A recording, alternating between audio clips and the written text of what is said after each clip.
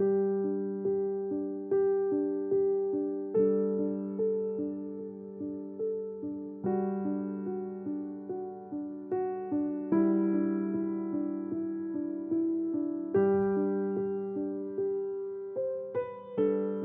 Saat Teduh Gereja Kristen Jakarta, Selasa 22 April 2025. Judul Injil dan Pengampunan.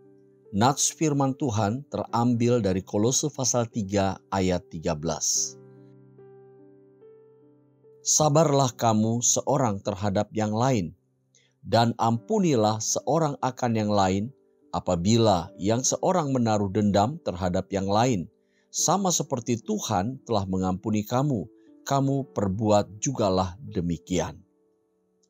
Nelson Mandela adalah pejuang kemanusiaan yang berusaha meniadakan apartheid di Amerika Selatan.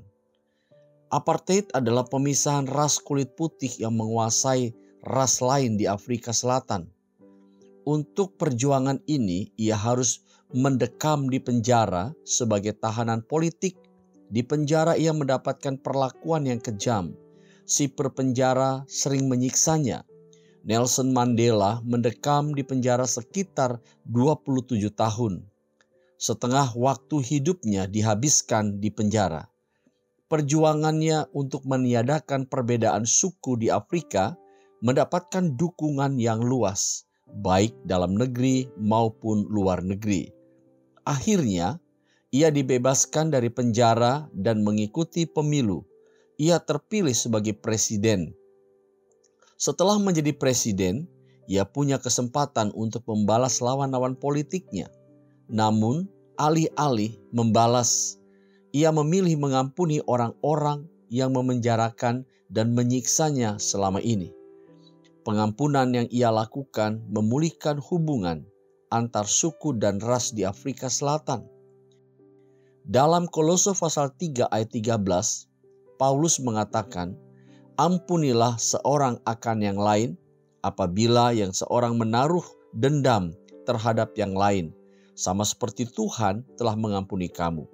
Kamu perbuat jugalah demikian. Pengampunan ini dilakukan sebagai bagian dari manusia baru yang Tuhan berikan kepada kita. Manusia lama yang berdosa telah berlalu. Kini kita hidup dalam kehidupan yang baru. Kita perlu mengenakan belas kasihan, kemurahan, kerendahan hati, kelemah lembutan, kesabaran, dan pengampunan. Pengampunan dimungkinkan karena kita telah hidup baru. Kita mengampuni karena mengikuti teladan Tuhan kita.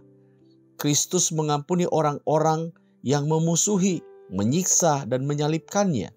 Sebagai pengikut Kristus, kita juga wajib mengampuni orang lain yang bersalah terhadap kita.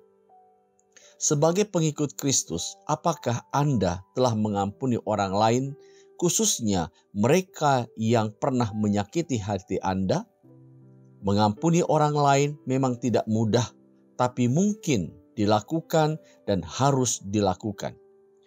Tidak mengampuni akan membawa kepada kemarahan, dendam, dan kepahitan.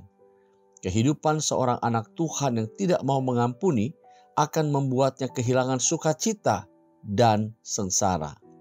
Namun, ketika kita rela melepaskan pengampunan, ada kelegaan, kedamaian, dan pemulihan. Sungguh benar nasihat firman Tuhan bahwa kita harus saling mengampuni, sama seperti Tuhan telah mengampuni. Mengampuni membawa pemulihan, tidak mengampuni membawa kesengsaraan. Demikianlah renungan hari ini. Tuhan Yesus memberkati kita semua.